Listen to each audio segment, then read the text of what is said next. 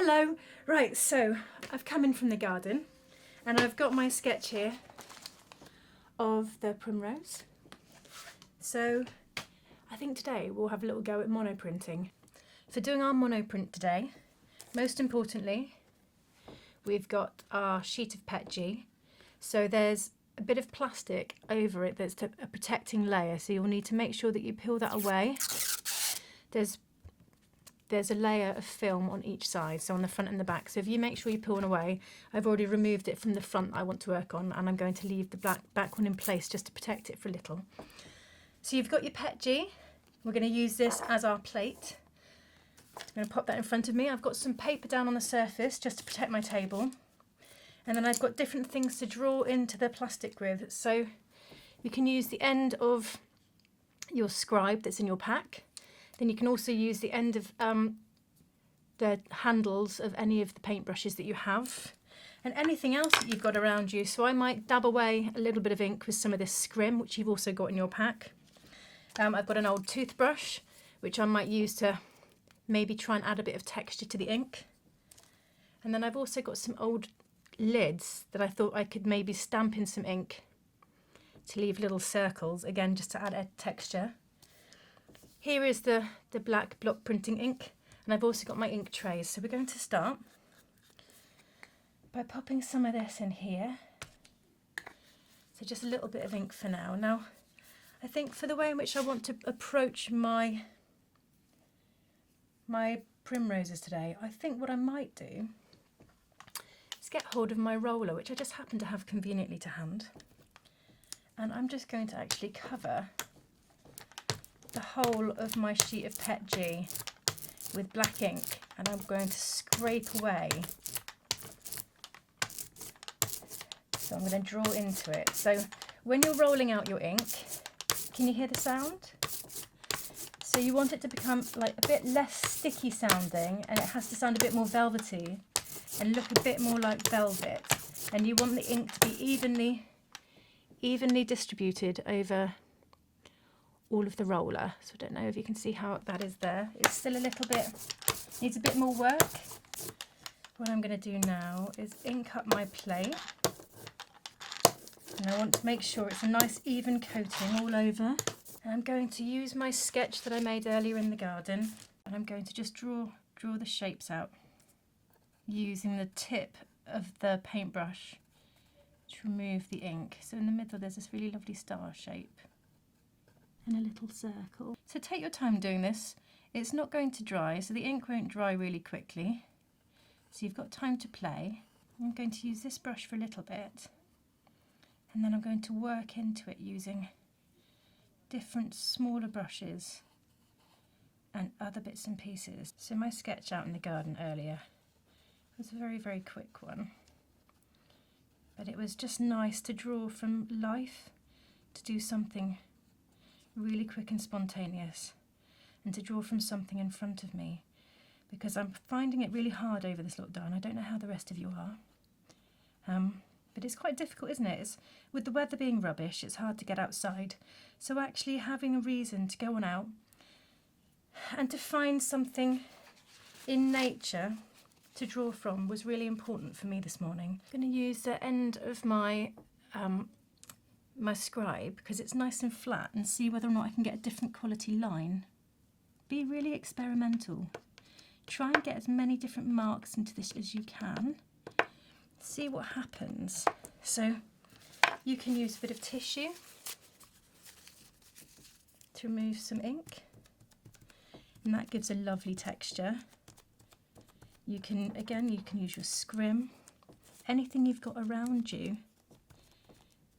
Different shaped ends of brushes, maybe the end of a pencil. Just have a little hunt around and see what you can find. Like I said, I've got a toothbrush as well. Might see if I can remove a bit more ink over here with the toothbrush. You know what I'm going to do. So I've got my 3 pieces of paper here. I think I'm going to do a print in a minute and see how it looks. And then you can add more ink on it again. Now the leaves, this really lovely texture. So I'm just going to do lots of squiggly lines on the bits that were lighter and that we're capturing the daylight a bit more. The ones underneath were in shadow, so I'm going to leave those almost in shadow. So attempting to give a bit of depth and variety. Again, just adding different marks in just to see what will happen. So there's no need to be precious. You've got plenty of paper in your pack, so we can always do another print once you've found your techniques and how you like working. And maybe there'll be particular mark making techniques that you enjoy. I've also got a candle holder from a birthday candle, which leaves a really interesting shape. Can leave a tinier circle. And having my monoprint flat in front of me and nice and straight, I'm going to try and line up my paper so it's nice and central. I'm just going to use my hands, back of your hand, nice bit of firm texture, so try and avoid getting your inky fingers over the back if you can, although I've done a very bad job just there. So here we go, there's my print number 1. So what I'm going to do now, I think, is use that as my start point. I'm going to take a brush, this brush here, and I'm going to add a bit more ink, and I'm going to start adding into the print. So what I've got here, I quite like the detail I've got around the flowers, but I want to add some more depth, so I think I'm going to add some more ink on the leaves. And see what happens. So don't add too much, because if your ink's too thick it will splurge when you push down on it. So where I'm adding more ink, it will print much darker than the first time.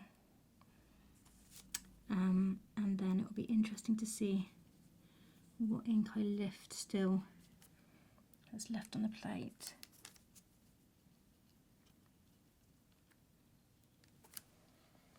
Let's just do that for now.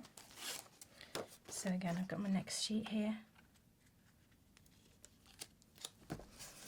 And then push down as hard as you can.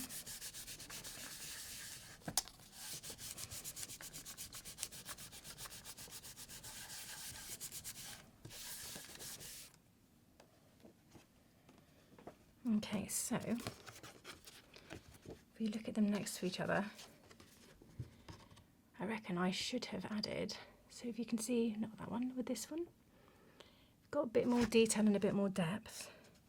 I think I should have probably gone over my flower again, having a look. So now I might try and add a bit more colour, a bit more ink even.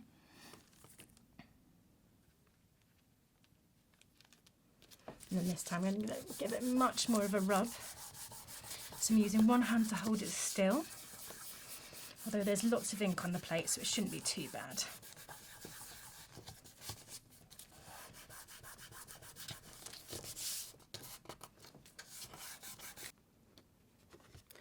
So it's quite interesting to see how they're all very different.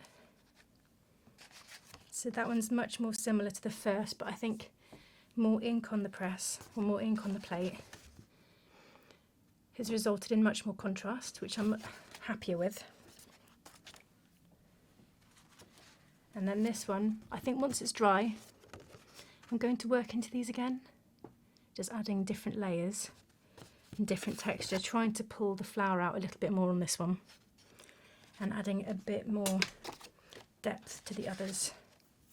So I'll wait for these to dry and then we'll have another go.